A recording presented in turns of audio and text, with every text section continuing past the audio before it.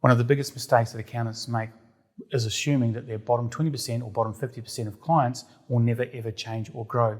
So I'm going to explain something to you, and I'm going to give you two journeys of two different clients and where that missing 30-40% of revenue is inside your current client base. First journey is client one.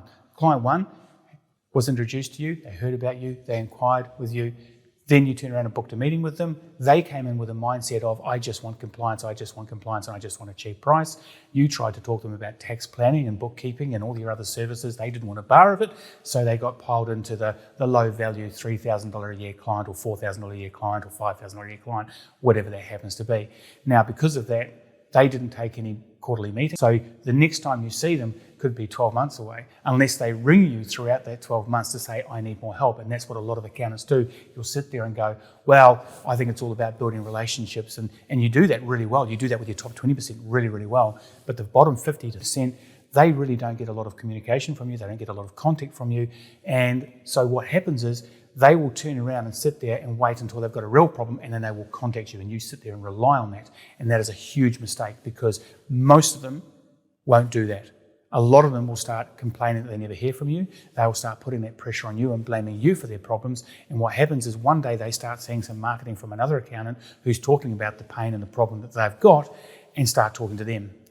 Now, that's been proven by NAB Research, who did about 5 years ago, came back and said that 35% of all businesses left their previous accountant purely because they felt they were underserviced and that they'd outgrown them, and went to another accountant that could provide the other services that you can already provide, but because you're not in communication with your clients on a regular basis, they miss out. And your whole philosophy around business growth and upgrading your current clients is waiting for them to tap you on the shoulder. So I'm going to tell you a story about client two.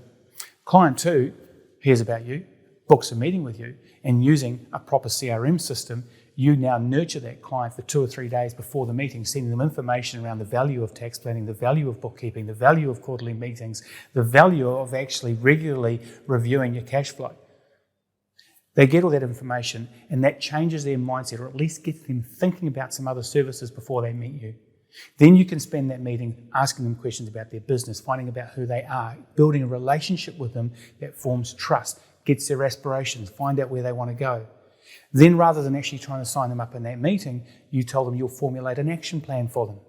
The client goes away, you book a meeting for about 5 days from now, and over those 5 days, you start educating them again around content. And this is with automated emails using an effective CRM system to educate that client and remind them of why that meeting went so well. Remind that client of the value that you provide. And then they'll come back and you sit down with an action plan that includes those extra services, and they will more likely sign up to those bigger packages. You cannot expect to change someone's mindset in 25 minutes or a half an hour or even an hour call. If they're coming in with a mindset of, I just want the basics and I want a cheap price, it is virtually impossible to change it. And even if you can't, it doesn't mean you should just leave them sitting at the bottom there. They're a compliance-only client. They'll always be a compliance-only client. I'll never change them.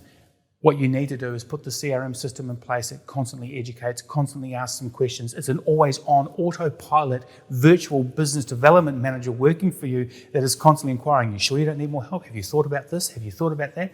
Have you considered getting some dashboard reports? Do you like getting spreadsheets? No, I don't. Great. Would you like to talk about some dashboard reports? Yes, I would.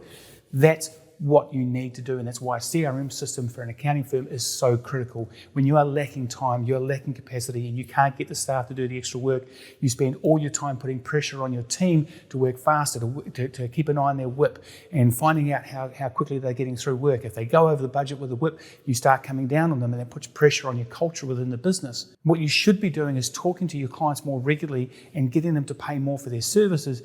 And if you are basically getting that sort of pressure internally for capacity and actually delivering the work and workflow, then you are certainly undervalued and you are certainly undercharging. And the best way to fix those problems is to actually put a CRM system that nurtures, engages and educates your clients on the value of those extra services so that they become high-value clients. You want to know more about CRM systems, knowing the structure that we've built for clients and for accountants around Australia, the UK and New Zealand that's working for them to actually educate their clients and get them putting their hand up and raising their voice about wanting more services and delivering packages that they want to buy. Click on the link below and book a call with me.